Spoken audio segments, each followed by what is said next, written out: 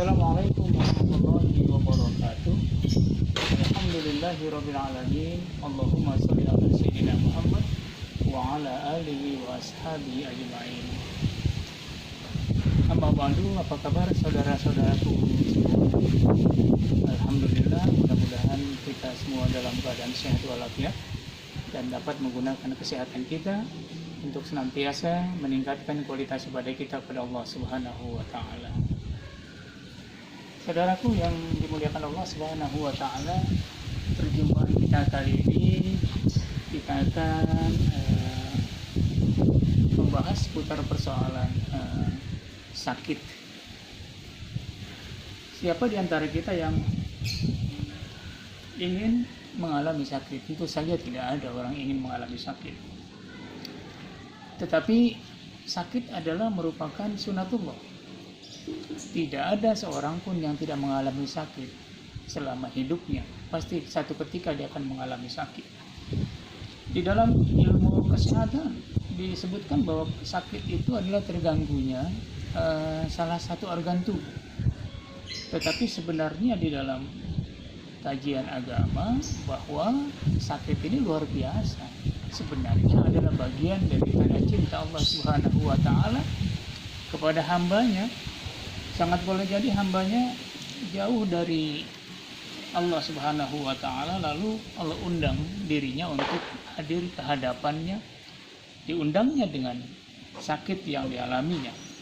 Boleh jadi dia lupa diri, tidak pernah kenal waktu, bekerja, beraktivitas, tidak beristirahat, tidak memberikan kesempatan pada organ tubuhnya, matanya, telinganya, tangannya, kakinya tidak sempat beristirahat, sehingga Allah berikan sakit supaya dia bisa beristirahat. Bisa jadi juga dengan alasan-alasan yang lain yang sudah barang tentu. Kalau yang jauh supaya dia dekat dengan Allah Subhanahu wa taala, kalau yang sudah dekat, kalau Allah berikan sakit supaya dia menjadi lebih dekat lagi dengan Allah Subhanahu wa taala. Saudaraku yang dimuliakan Allah Subhanahu wa taala, pada saat kita mengalami sakit apapun yang kita alami luar biasa. Di dalam kitab Al-Azkar An-Nawawiyah, Imam An-Nawawi mengutip sebuah doa Rasulullah Shallallahu Alaihi Wasallam. Kata Rasulullah Shallallahu Alaihi Wasallam dalam doanya, beliau mendoakan orang yang sakit, Allahumma la ba'sa tahurun insyaallah. Ya Rabb, mudah-mudahan sakitnya menjadi pembersih dan penyuci jiwanya dari dosa-dosa dan kesalahan-kesalahan kecil yang dialaminya. Saudaraku, luar biasa nanti. Pada saat orang mengalami sakit atau satu ketika kita mengalami sakit, itu luar biasa. Kata Rasulullah Sallallahu Alaihi Wasallam, bisa jadi dosa-dosa kecilnya dihapuskan oleh Allah Subhanahu Wa Taala. Sakitnya untuk menghapuskan dosa-dosa kecilnya yang ada pada dirinya.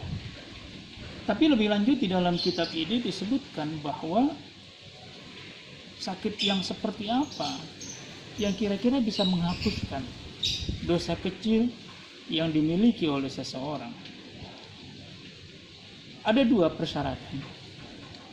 Di dalam kitab ini disebutkan fa inna kaunahu tahuran mabniyun ala kaunihi saburan syakura, bahwa orang yang sakit dosa-dosa kecilnya akan dihapuskan Allah Subhanahu wa taala tentu dengan dua syarat.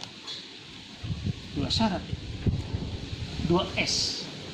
S yang pertama adalah orang yang sakit tetap sabar dengan ujian Allah Subhanahu wa taala. Dia menerima dengan lapang dada, dengan ikhlas ujian Allah Subhanahu wa taala berupa sakit itu. Sulit memang ketika orang sakit kemudian dia harus bersabar, tidak semua orang bisa melakukannya. Yang kedua adalah syukur. Dalam keadaan sakit orang bersabar sekaligus juga dia bersyukur. Dan ini lebih luar biasa. Bagaimana mungkin orang bisa bersyukur pada saat dia sakit?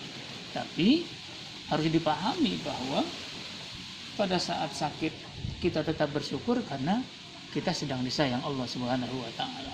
sedang diperhatikan Allah Subhanahu wa taala, sedang dikasihi Allah Subhanahu wa taala, sedang dikangeni Allah Subhanahu wa taala, supaya dia mendekat, supaya lisannya berzikir, supaya pikirannya bersih, supaya dia meningkatkan kualitas ibadahnya kepada Allah Subhanahu wa taala.